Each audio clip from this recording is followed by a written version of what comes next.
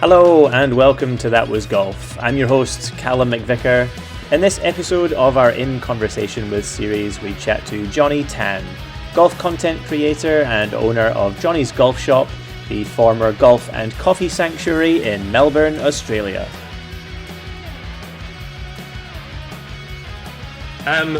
Where are you from originally, Johnny? Singapore. I was born, shit, okay. Yeah, born in Singapore. Picked up the American accent when I was living in London, as you do, right?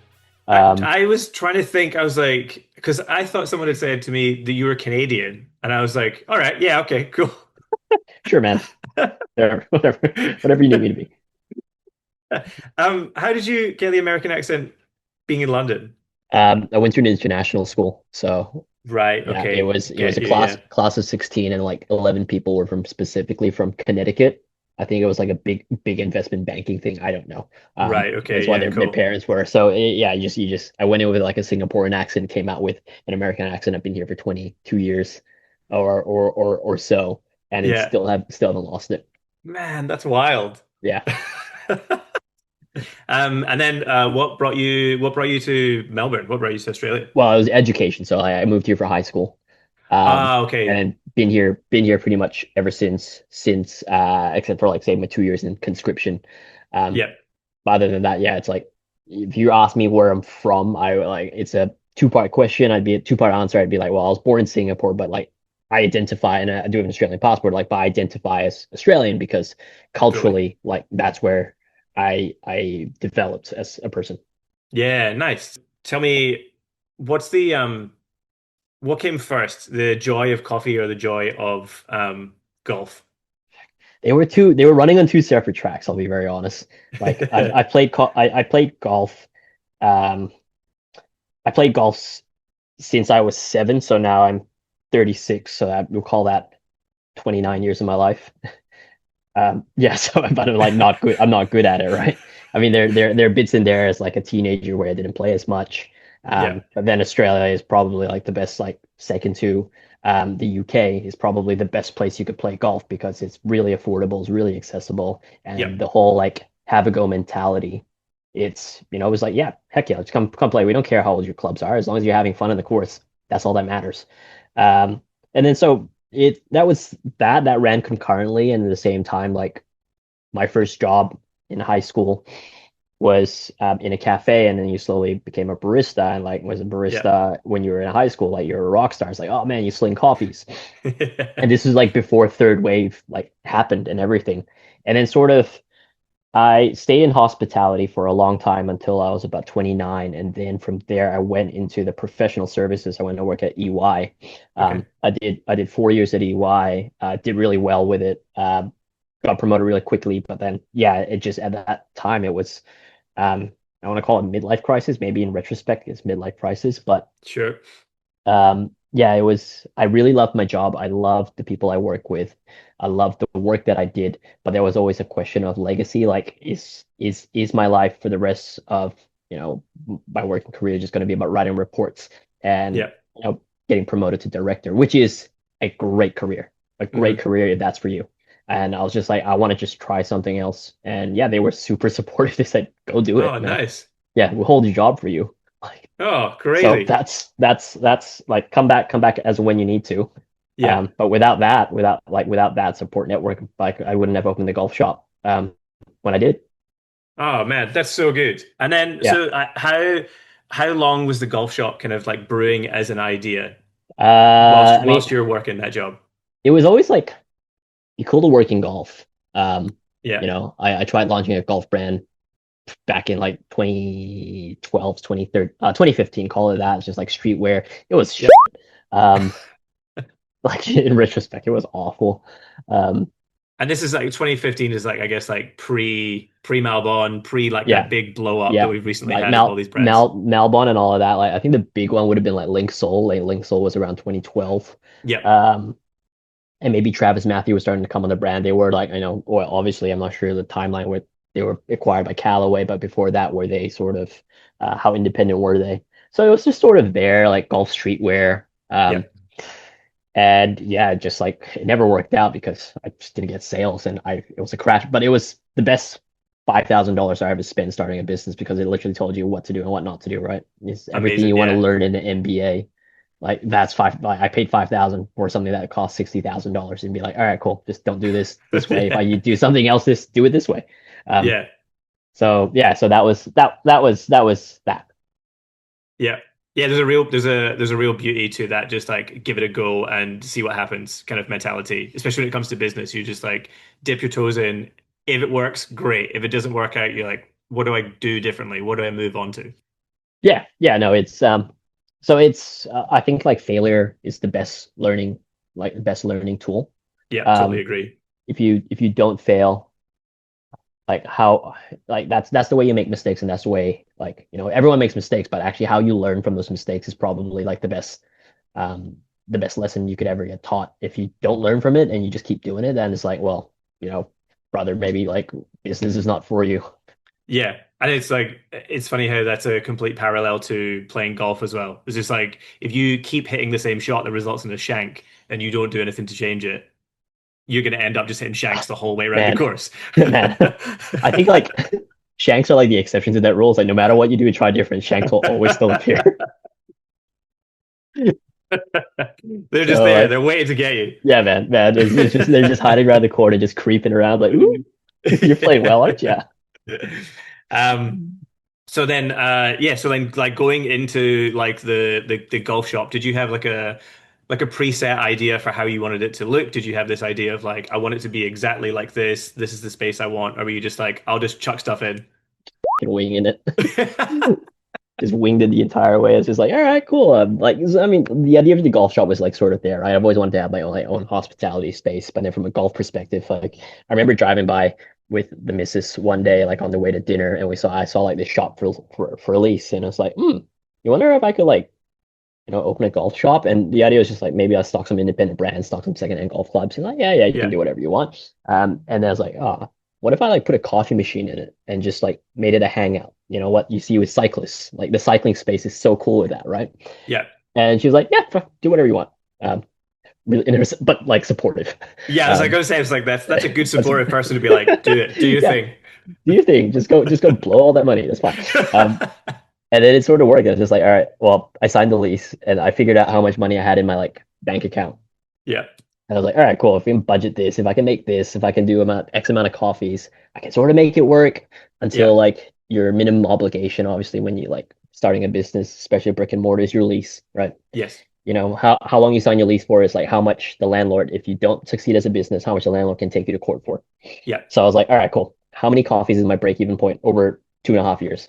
yeah. Do I realistically think if I do that, if the golf side fail? Yeah, okay, cool, let's go for that. And they Nice. just figured everything else as we went. Um, a lot of mistakes again, but then a lot of like learning stuff as well. So Oh, amazing. Love it. And then how easy was it to like knit those two things together, the golf and the coffee, as you're like building the shop out? Did it feel like it was an easy thing to get someone to come in and have a flat white and then be like, do you want to have a quick hit? Stay around for an hour?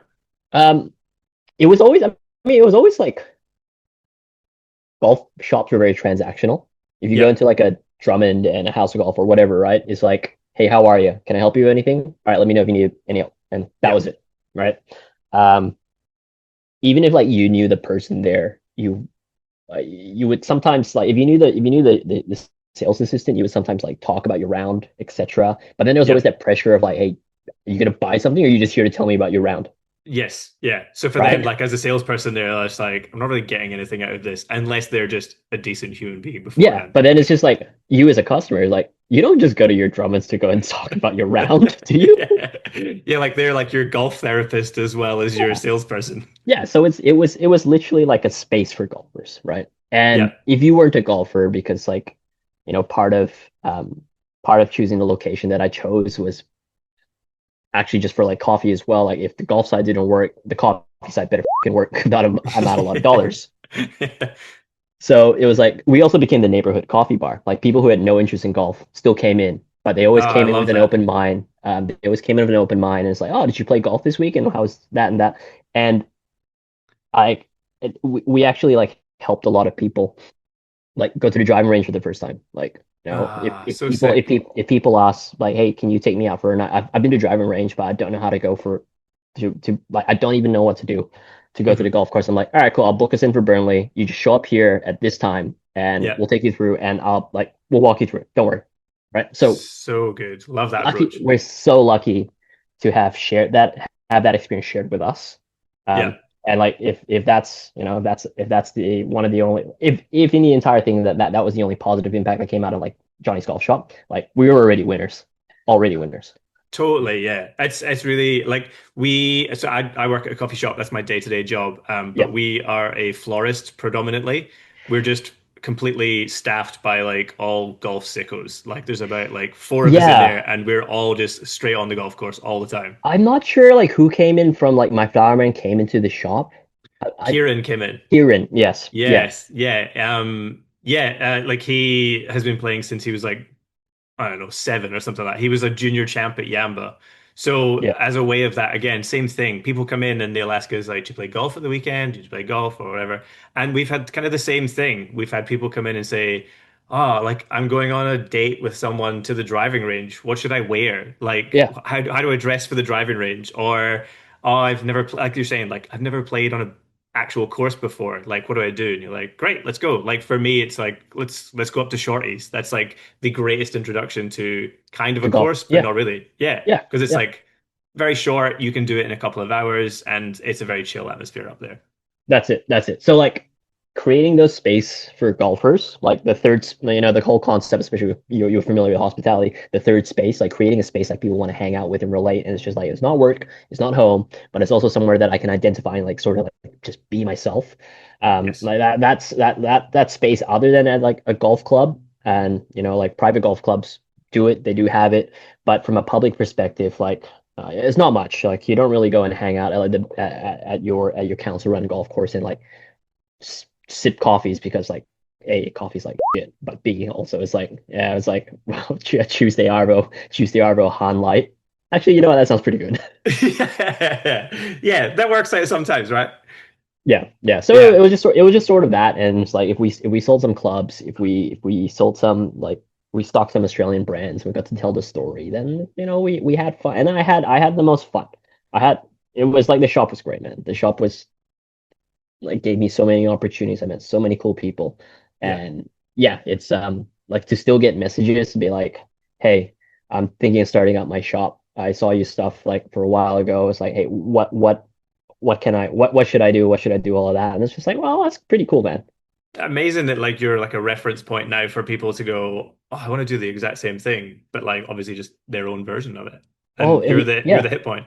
I mean, if they want to do the exact same thing, it's just like, dude, that's sick. I think that's like the biggest compliment, right? Is like I wouldn't be like, oh no, don't off, man. They're ripping off my ideas. Like, no, Don't copy you my think idea, you think I did something right? Okay, have you not seen that I've closed? But sure, man. yeah. Fuck it. So good. With like now, yeah, I was gonna say, like now that you've had that like that kind of 6 months or so, like to where you like the shop's being closed and you've had that full time to like really like think about it. Is there any like big lessons or takeaways that you've taken away from it that have really changed how you now go into like your content creating sort of side of things?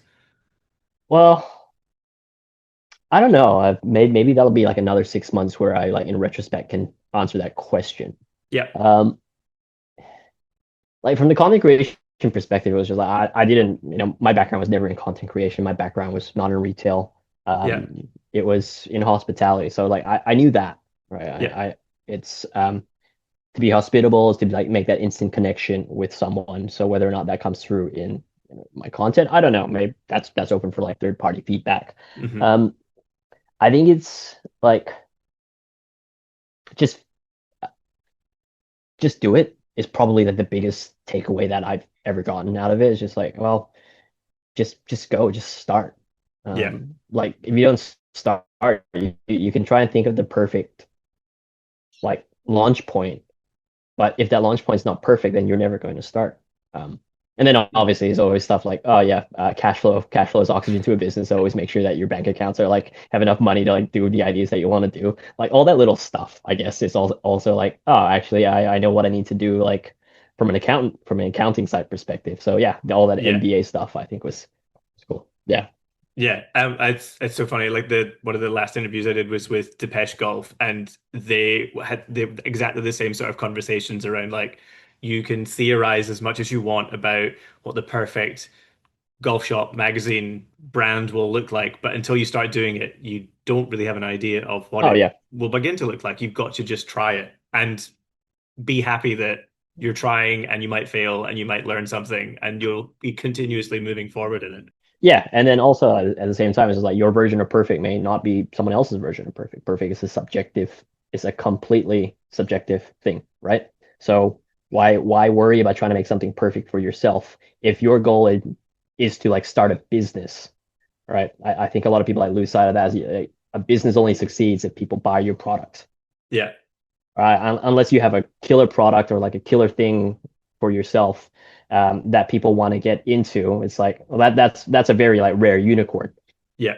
If you like want to start with like just what like everyone wants to do, like say I want to start a golf brand that sells like polos that you can wear on and off the course. Like we hear that diatribe so many times. Like, great, cool. Have you started? It's like, oh no, I'm waiting for the perfect thing. It's like, well, that's not like just start, man. Just Yeah. start with somewhere somehow, and I can give you the 5 reference points to like how you're going to start about your Instagram account. But just if you don't pull the trigger, you'll never start. And this like the feedback will be instantaneous. We live in a world where like the if you put something online, your feedback is going to be instantaneous from a stranger or somebody that you know. They'll tell you like, "Hey, this sucks," or "Hey, that's actually really cool. You should keep doing more of that." It's always immediate. Like it's Yeah. we're built on opinions just now Oh, in dude, our sort of like world.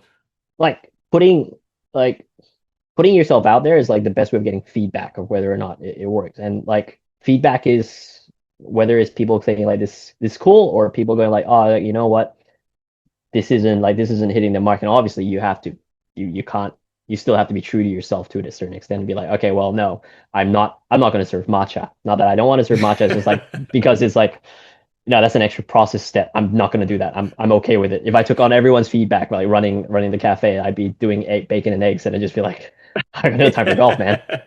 Yeah, Um, you'd just be a full kitchen instead of yeah, doing yeah. any golf stuff. I guess you call it like a litmus test. Like if you put it out there, you're going to get positive feedback and negative feedback. If you have more positive than negative, then you're kind of doing something right. Yeah, fully. You're right. Yeah, Yeah. yeah, yeah. What's when you were like starting to stock brands in the shop as well, did you have like a list of brands that you really wanted to kind of stock? Did you already have, or were you just like, that looks cool, let's take that. Yeah, that's pretty much like the approach, right? Yeah. A lot of people are like, oh, you should stock Malbon. I was like, well, the realities was like I couldn't stock Malbon because at the time there wasn't a international Australian distributor for Malbon. And when Yeah. the Australian distributor for Melbourne came in, it was just like, hey, I know he has to make his dollar, Yeah. but the markup on that was like I was selling secondhand golf clubs, and that was the whole thing. I was like, oh, I'm making golf accessible as well. But oh, Yeah. here's a $250 polo. I'm like, that doesn't add up like for me personally, right? Yes. Yeah, yeah. Maybe, but in hindsight, maybe I should have stocked the Malbon stuff because I would have made X amount of dollars and I would have flown out the door because people understood what Malbon was. Yeah, it Um, was such a big thing already. yeah, yeah. So it's stuff like that. You reach out to brands, and other times it's like these other brands are also figuring it out as they go. It's like they're starting their business as well. So Yeah. we'd be like, hey, can I get this? And like, oh yeah, cool. This is the price point. It's like, well, actually, no, that price point doesn't make sense.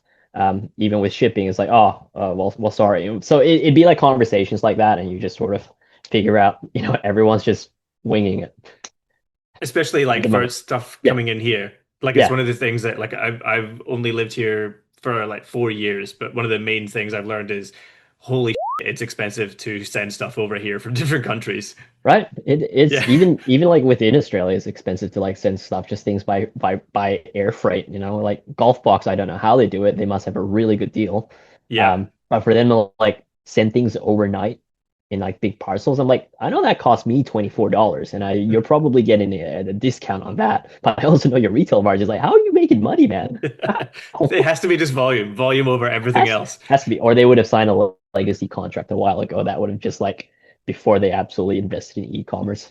Yes, yeah, fully. Yeah. Yeah, yeah. Now, Um so where did you move from? You moved from Scotland? yeah, I moved from Scotland. Yeah, yeah. I was here prior to COVID.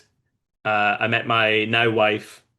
We did long distance during COVID. I was back in Scotland. I ran a like a mobile coffee cart that Yeah. went to golf courses. Oh, sick, man. That was my COVID hustle, Yeah, yeah, which is great because it basically meant whenever I had downtime, I was just like chipping onto like whatever the nearest green was, waiting for people to rock up and get a coffee.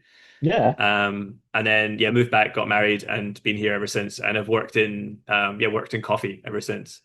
Yeah, yeah, that's sick, man. That's sick. As I like that whole idea. It was always like, oh, you should that was always part of like Johnny's version too. Do we get a coffee van and go and do like people say corporate days. I'm like, oh, that's my idea of hell, man. 150 people like waiting at the same time for a latte. By that they have to like they're 8:30 and they gotta go to a shotgun start at 9 o'clock. It's like we're not doing 150 You're like, lattes, man. yeah, you're like 2 liter milk jug, just like Yeah. firing out like that. Yeah. No, we're Um, getting an urn and we're getting instant coffee and they will like it. yeah. Um, the um, yeah, the reality of those like any of those kind of events things is like if it's a shotgun start, the reality of that very quickly becomes around like just like some of you are going to miss out on coffee. Like this just has to be the way it is because Yeah. everyone gets there at the same time. Nobody gets there in incremental timings. It's always just like a No, hundred people all at the same time. no, absolutely not. It's like, hey, you're having lattes and or black coffee. That's it. And we're pre-making them. Yeah, we're making you batchy and like we'll put some sugars in there if you really want to, then we're good. Yeah. Yeah. No, I mean like other ways it'll work is like if you set on a corporate day, it's like you have someone on a whole set like the T box of 17, like radioing in the orders on a par three. And then on the Perfect. back of 17, you have like you're making the coffees as they picking up and go off. Yeah. Yeah, whether or not there's a central point, like like back of nine or something where two greens meet, where you can double that. Could work. Or we could do like the old like I think old Tom Morris did this had like a gin stand on off the back of Saint. I think it was Road Hole. I feel like it was Road Hole, but I also feel like it's might be like four or something. Road hole would be like a because like the Jigger Inn is like right next to the road hole. So I feel like I that'd be a feel perfect yeah, place to have. the gin stand. Yeah. Yeah. Maybe we're in the wrong game, Johnny. Maybe we should be Man, in gin I instead of think coffee. so. Hey man, I did see that the Australian government are giving funding for like startup gin distilleries. So that's If I more this see if I see Johnny's gin real soon, I'm not going to be surprised at all. and then I there's this mysterious competitor, Calum's gin, that works out of the same warehouse. Yeah. What do we have? Same Yeah. funding sheet as well. This tastes awfully like familiar. Oh, so good. Man, tell me how the sort of like the content creation stuff has been going since the start of the year in terms of like playing different courses and getting like a maybe more of an understanding and an appreciation for like the golf courses that are around you that you've maybe not played as much or you've only kind of played a little bit. I mean, I think I've always been like a architecture nerd or like been sort of I like to zig when everyone else zags. Like, hey, is Royal Melbourne like the number one course that I aspire to play, or like Cape Wickham? I was like, it was no. The answer was never no. Yeah. I played quite a few golf courses with the position that I'm in and like the invites that I get, which I'm super fortunate to get. And like my number one course is like still like Growling Frog, a $50 course in the north of Melbourne that's like set in the middle of nowhere. I Like love that's the still name of that, that for a start. That's yeah. amazing. Also have not seen or heard a frog growl, but maybe I got to keep going back for that. But it's stuff like that. It's just like if you ask me what my top five is, I'd be like, oh look, I have top fives where I'd be like, yeah, no, Cape Wickham would definitely be in everyone else's top fives. Is it courses that I would be like a member of or like play for the rest of my life? So I've always been sort of like, yeah, that's cool, Yeah. but this is me. This is my lane. I feel comfortable in here. I feel accessible. It's accessible, and everyone can go and experience this stuff. Yeah. So from a content creation perspective, I think like I try and like let that flow through. Like, Yeah. as I did, the Cape Wickham stuff recently is like done really, really well on Instagram because it's really photogenic and everyone like sort of knows that. But then the stuff like Spring Park, the stuff like Brighton, like the $30, $20 like public tracks where people go, oh, it's just a goat track off. It's like, well, no, you're missing the point, man. Like this is cool because like this used to be six original holes of Southern Golf Club. Yeah. But then when they moved south, were like this used to be the same architect as Royal Melbourne, but this is like his first public project. Like that's the stuff that like I like. it's not, it doesn't get the clicks, but at least, I can do some stuff with it. I'm very with you like on those as well. I found it like I've had like the privilege of playing some really sick courses in Australia. Like I played a few of those sandbelt ones like PK and Yara Yara. But like last year, so I played those courses last year, but one of my favorite courses was Dorrigo, which is a 9-hole course up near Coffs Harbour. It's like on a bit of farmland, super like quirky holes. It's like clubhouse is there, but there's nobody manning the clubhouse on some of the days. So you just like rock up, tap your card onto the pay machine, do your nine Yeah, holes.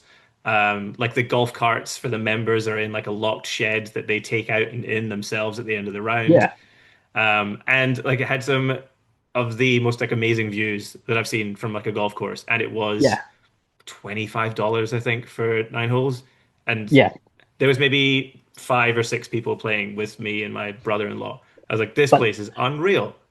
I mean, other than the fact I just looked it up, other than the fact that it's on a road called Whiskey Creek Road, love it. Great start. Would have been better if it was Gin Creek Road, but Yeah. we'll do. Yeah, no, but like the whole idea of like, maybe this is what resonates to me, friend.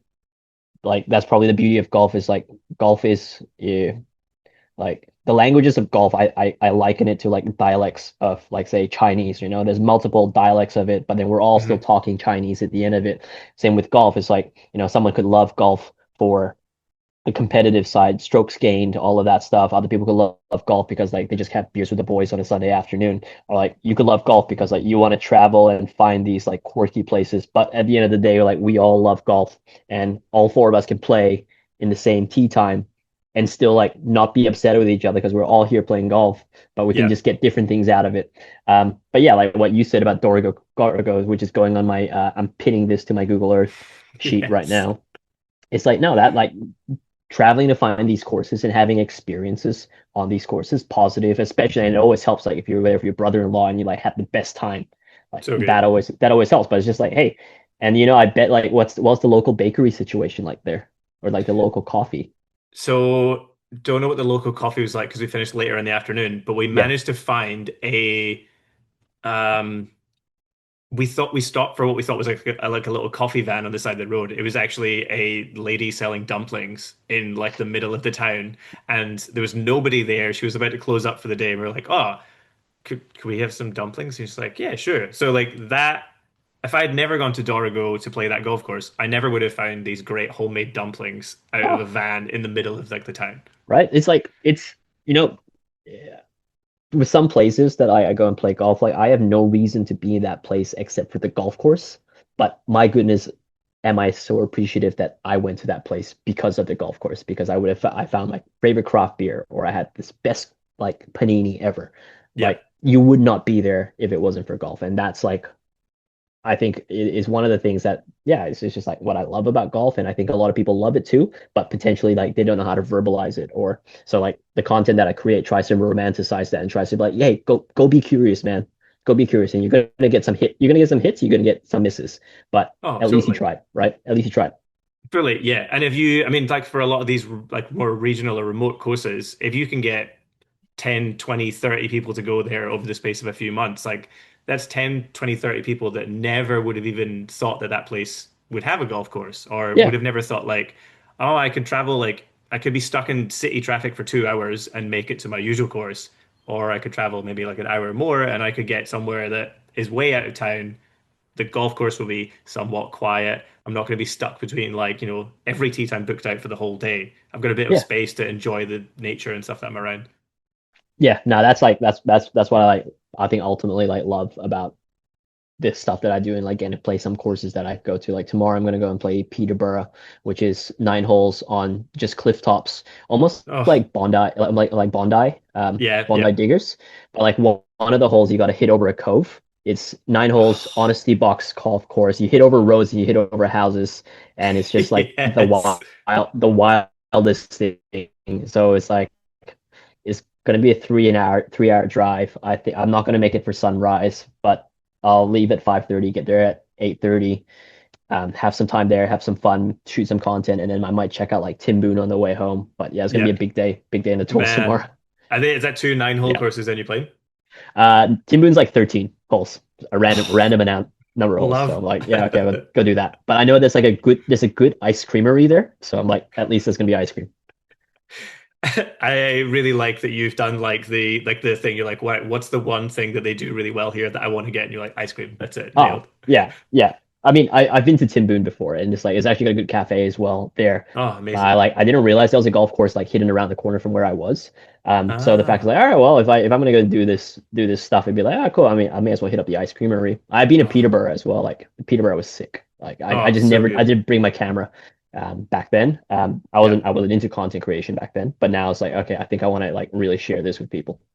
And good as well that you've got that foresight of like, I know what the course looks like, so Yeah, I know where the shots I need to hit are.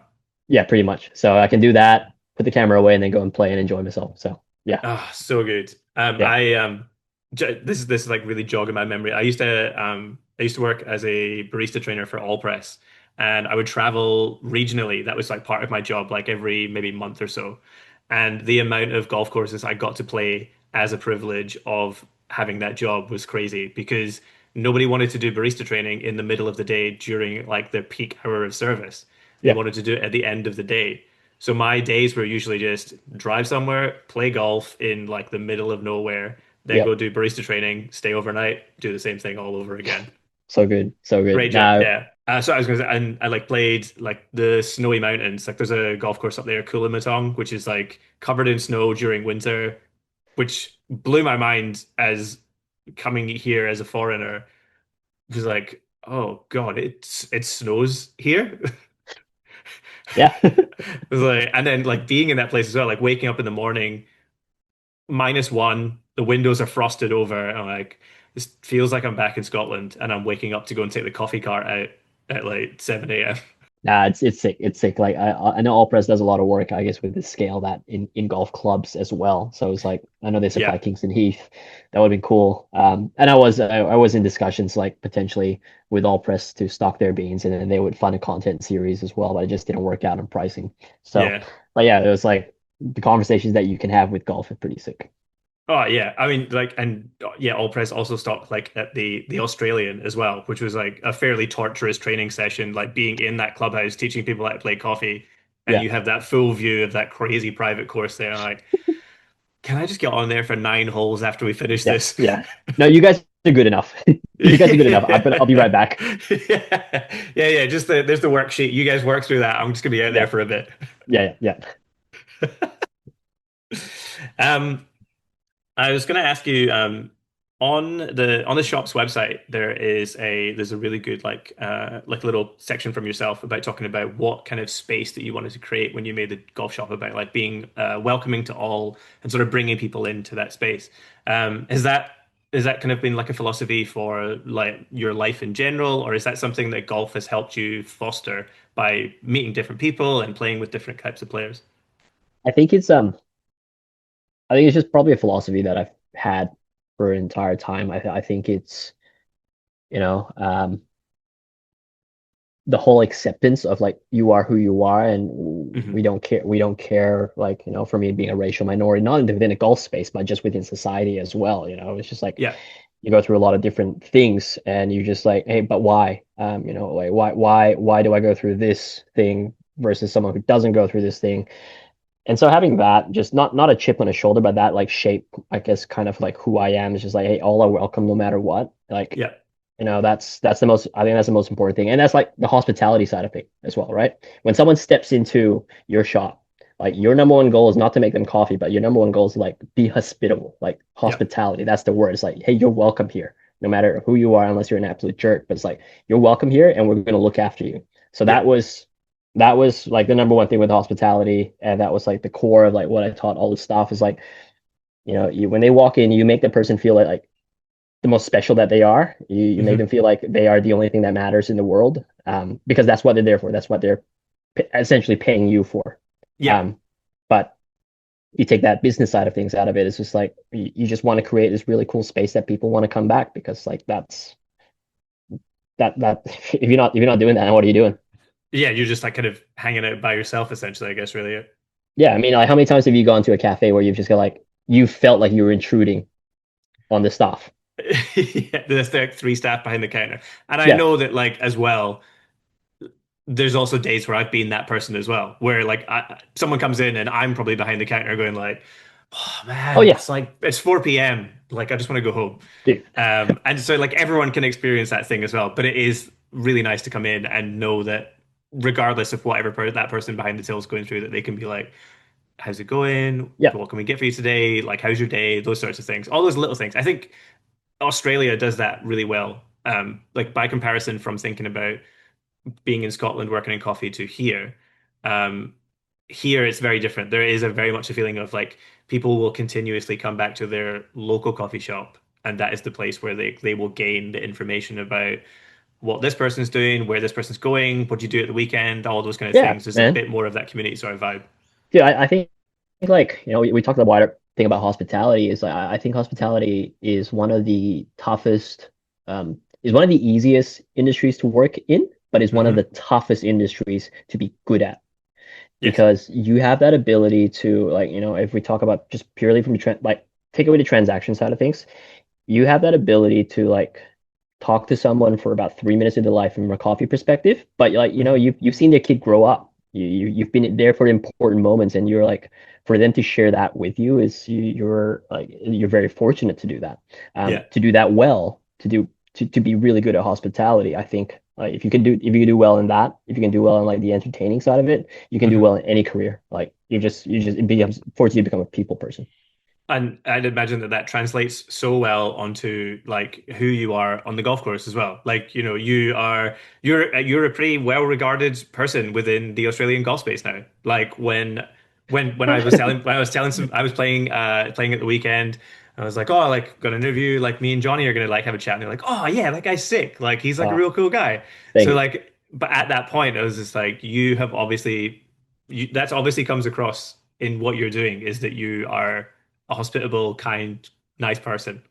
Oh, thank you, man. Thank you. No, that's cool. Like stuff like that, or just when people come up to me and say, "Hey, man, your video inspired me to go and like do something." It's just like, "Oh, cool." That means it's like I've like played out. Your video inspired me to take up that second membership at this country course. I'm like, "Oh, Yeah, that's sick." I've distilled the information in a cool way and something that how I presented it like made you resonate with like what I want like to do. So thank you for that, man. yeah, appreciate it. What does the rest of the year look like for you without giving like too much stuff away for like stuff you can't give away? But what's the rest of the year for Johnny's looking like?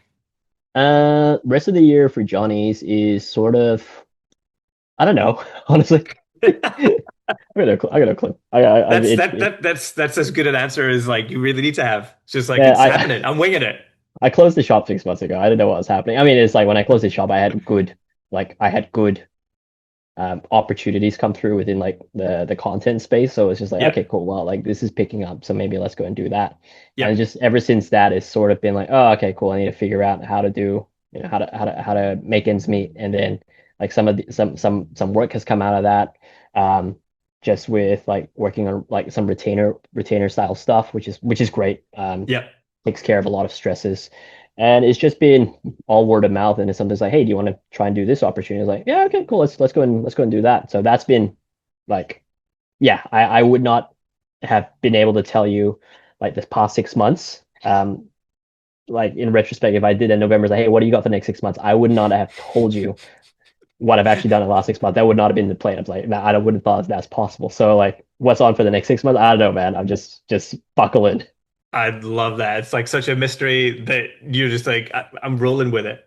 Yeah, I think you just have to. It's really it's not very often that like a 36-year-old guy gets to like Just roll with it. just roll with it and do this and just figuring out and somehow make it work. But you just make it work for as long as you can until someone. I'm still waiting for someone to go. No, man, you're an idiot. Wake up, get a real job. No way. No, we're not supposed to be doing that stuff. We're supposed to be having fun. This is the whole point of it. I think so. I think yeah, it is. It is. It is. But it's just like I'm still waiting for that. Like that nightmare moment is like, and then when someone says that, I'll probably be like, yeah, you know what? This isn't All right, working. okay, maybe I'll wrap it up now. Yeah. Okay, cool. I'll wrap it up. Do you think that the shop will ever return again? You'll go into another space. Is that anything that you'd like to do again?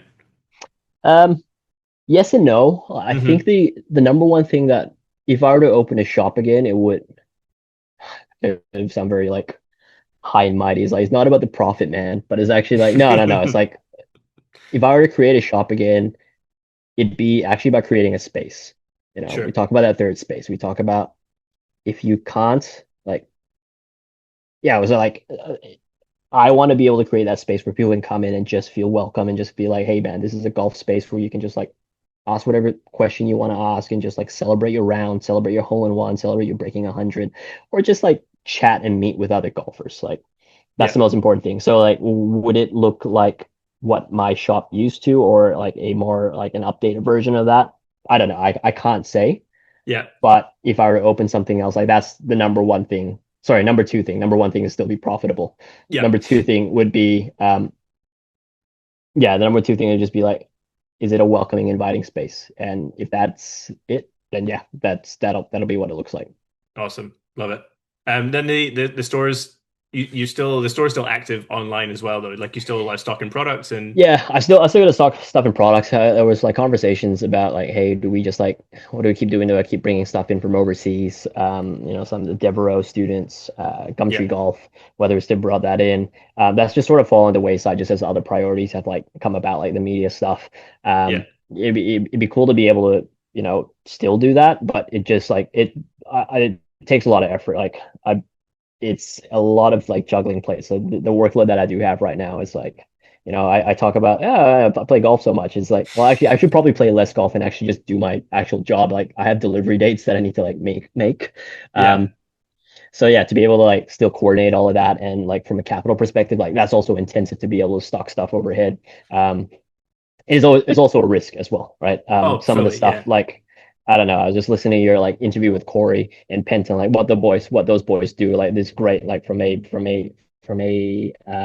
they build little small capsules and all of that. So it's like they're in control of like we'll build as and when we need to what we want to. When I asked them, I was like, hey, what's next? What's the next capsule? I was like, oh, you know what? We only do what we want to do, right? Yeah. We don't just make capsules for the sake of spring, summer, autumn, winter. We don't follow that. If from a shop's perspective, it's like, well, I kind of have to have like new season stuff go through and all of that, and some stuff doesn't resonate or some Yeah. stuff doesn't miss it because it's not quite the Australian style, or B, I don't have the market for it. Then I'm stuck with the stock overhead. So like, Yeah. that's just like the realities of retail. Just any sort of retail is not being like, oh, this brand sucks because it doesn't sell. It's like, oh no, it's just like you either have the market for it or it's just not the right product. So yeah, it's a lot of guesswork in that, and I'm not that I'm happy that I don't do that anymore, but it's less stressful that I don't have to deal with like, oh, well, $4,000 worth of stock that I've spent sell. Am I going to be sitting on that? Yeah, that's it. Yeah, and especially if if you are in this other space where you're like, going to golf courses, you're playing them and you're doing those for like again, like active income, you are thinking in the back of your mind, maybe on the golf course, like I'm sitting on like my garage is like completely full of like clothing and I've got to sell it and I'm talking to like six golfers here and all of them are like, "Oh, I've never heard of that brand. I don't really like that brand." And you're like, "Okay, It's cool. There's another six people I can't sell this to." Yeah. It's always like very interesting. I think with the Australian like independent market. Yes, we are growing, but I Mhm. also think like the way that Australians play golf, especially like not the more casual one, but say like the more serious golfer, like they go in the weekly comps on the Saturday or the Thursday, like they're there to like play golf and compete. Mhm. And that's like at the forefront of them versus the American golf culture where it's, there's still that competition side of things, but it's always like, cart music, bev carts, fashion, like you showing out to look good in front of the boys, like that stuff like lends well over there. And it hasn't quite translated over here just because of the way we play golf differently.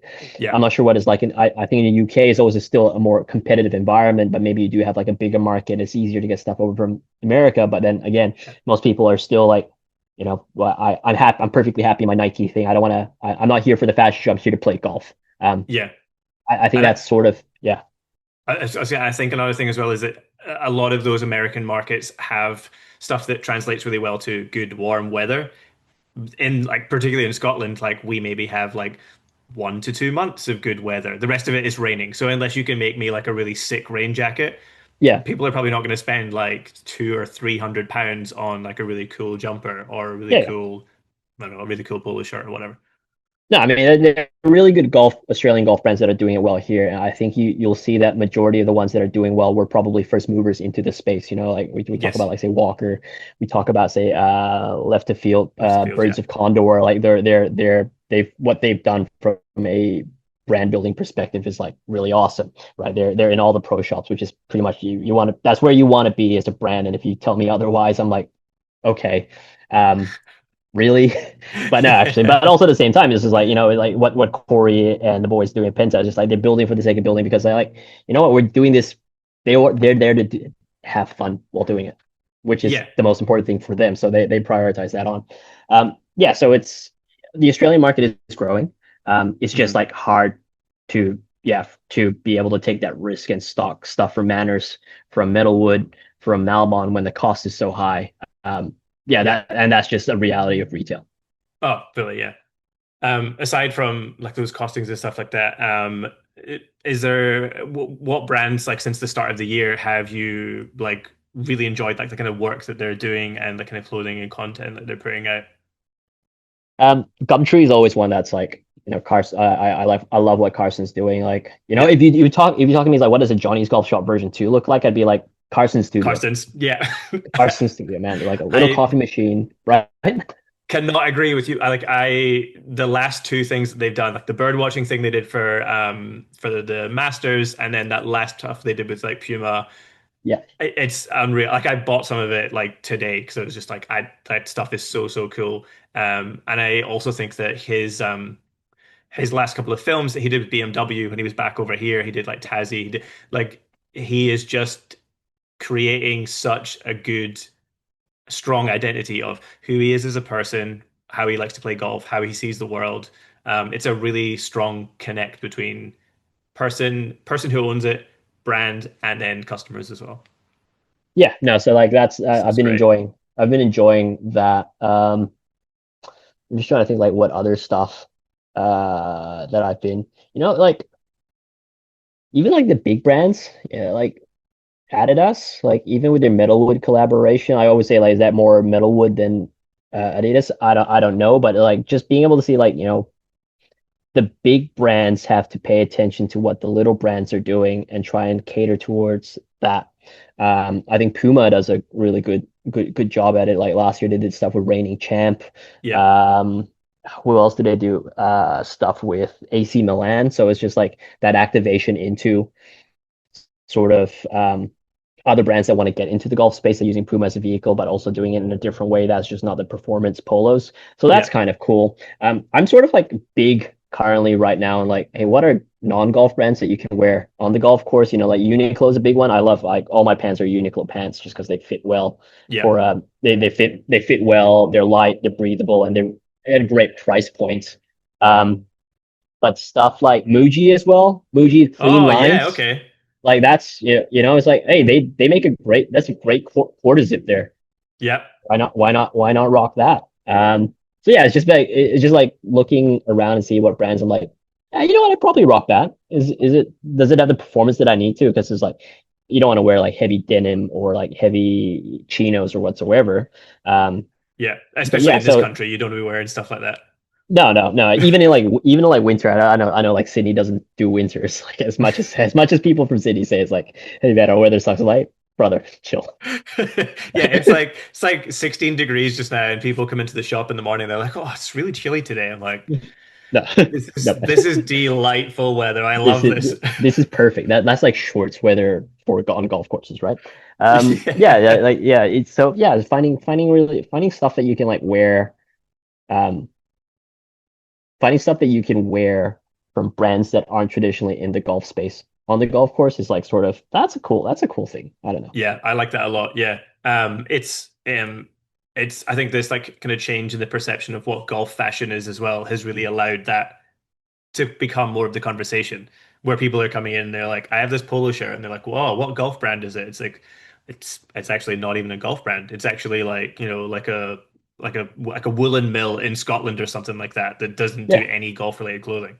yeah. I think the ultimate litmus test is like at private golf clubs when they got like you can wear brands like um brands with logos that are from like established golf brands. Or there's I butchered that wording up or something like that, but you know what I'm talking about. It's like, hey, you must Yeah. be an established golf brand. But if you like wear a Uniqlo thing, like that's just not like a sports top, and you sneak it by and they say nothing. It's just like, all right, cool, that's a litmus test done. Like, so I played Royal Canberra on Monday. That Yeah, was like they were pretty chill. I had like a Boogie Boys turtleneck with like the Boogie Boys logo on the turtleneck. And then I was wearing a yeah, Nike like long sleeve from a few seasons ago, really florally. I think like Rory and Tony Finau and stuff like that wore it. yeah. I wore that and I was thinking, this is like a royal course, like it's private, maybe, and then nobody batted an eyelid. Everyone was like, "Hey, cool." I was like, Yeah, "Okay, yeah. right. This is maybe the conversation is changing around all the different levels of people, from like young people to like people that are not inside that space, doing Oh like, yeah. yeah, okay, like just wear whatever you want, just don't be a dick out on the golf course." But also at the same time, right? Being able to respect if a golf club says, "Hey, you can't wear that," don't kick up a fuss, man. Like that's what the rules are. Like I wore this, so this is like a golf hoodie. It's Yeah, made by Haskell, yeah, but it's still a hoodie. It's a very light one. So you say it's a golf brand. I wore it to Royal Melbourne. yeah, I checked in. I paid my fees, and she very like the assistant very lightly said, "Welcome to Royal Melbourne. Just to let you know that we don't allow hoodies on site, but if you need to, just tuck your hoodie in, and we'll be okay." Hopefully, I'm not stitching up Royal Melbourne like her for saying this, but like the way she handled it was very polite and respectful. And from my perspective, is like, hey man, I've also got to be respectful from the. It goes both ways. If a course tells you you can't wear this, like that's the rule that they have, right? yes, that's just fully. that's just the rule that they have. You're just gonna have to respect it. But if you want to express yourself, find a way to express yourself within the boundary boxes. But that's just society, dude. Yes, that's it. Like you're working within a limitation, and everyone will be able to fit within that limitation and be like, okay, well, I can't wear the like. For example, me, like my arms are like covered in tattoos, so I know a lot of these private courses are like, you have to cover those, and big, heavy, like long sleeve polo shirts, like they don't really tuck into your pants and stuff like that because they just don't. So I have Yeah. to get like a little bit more creative to be like, all right, okay, I don't want to look like an absolute balloon. So I need to like try and figure out something that I You think know, looks really cool let's and also yeah, covers my tattoos. let's bring back like early 2000s skate culture, like an undershirt over a shirt, or like Yes. or a Sparms, like Sparms could have his moment. I think maybe we give a shout out to Maddie from Angus and Grace at the moment, the fellow Sydney Sider, for Yeah. having long sleeve shirts that tuck in very nicely. So The most essential of things for people that decide full sleeves is a great thing for a golfer to have. yeah, no, absolutely, absolutely. Oh, actually, you know what? It helps when I don't have sunscreen and I just be like, oh, shit, I don't have sunscreen. And my hands are like, you don't want to do this. I'll wear just the long sleeve top. So That is works. like it has been a blessing. Like I'm a very fair-skinned human being. I come from a country that has no sun whatsoever. So the rule of, hey, you need to cover your tattoos actually works in my favor. I don't need to slather 8 layers of sunscreen on for the whole Sunscreen. round. Yeah, and then the greasy hands. Yeah. I would like to know from you a non-golfing brand that you would like to see do some golf clothing. I've worded that really terribly. I'll try and edit No, that no, so no. I totally that understand. No, no, leave that in. We're flying raw, man. If there's anything you get out of this conversation with me is just like just fucking wing it. And if you edit this, although I'm not sure whether you do need to edit like some of the things I set out. Um, I. I want to say actually like a shoe brand, Yeah. like um, Salomons or Merrell, like Yes. an outdoor trail running shoe brand to actually make like a golf shoe. Yeah. Because I think like like golf shoes are. I've gone through a whole ton of brands. Like some of the brands I find comfortable, some of the other brands I'm like, how do people wear this? But then it's a subjective thing again. Um, but yeah, it's like, you could technically go out and wear Salomons on a golf course, whether or not, again, it passes that litmus test of the private club stuff. I don't know. I have a pair of like white Merrell runners that they're just like pretty much runners that I wear in summer because they're not waterproof, but I don't wear those to the private golf course because I like, just want to pay like be respectful and wear at least like a foot choice or something. But if Yeah. they came out with like a collaboration, dipped into it, I think is just like they have all the technology there. Like running shoes in the past like 5 years have just gone bananas in terms of comfort, performance, and all of that. Like, Yeah. say what you want is like, oh, you could wear trail running shoes right now. Is like, no, the torque that goes through your heel and on the outside of your foot is still different to like what it was designed for from a running perspective. So you're still not going to get as much grip or the comfort and the grip that you need. So I would love to see Salomons or Brooks or Merrell just come out with a golf shoe and be like, yo, this is a white waterproof golf shoe. Sick, done. Hi, my name is Johnny, and that was golf.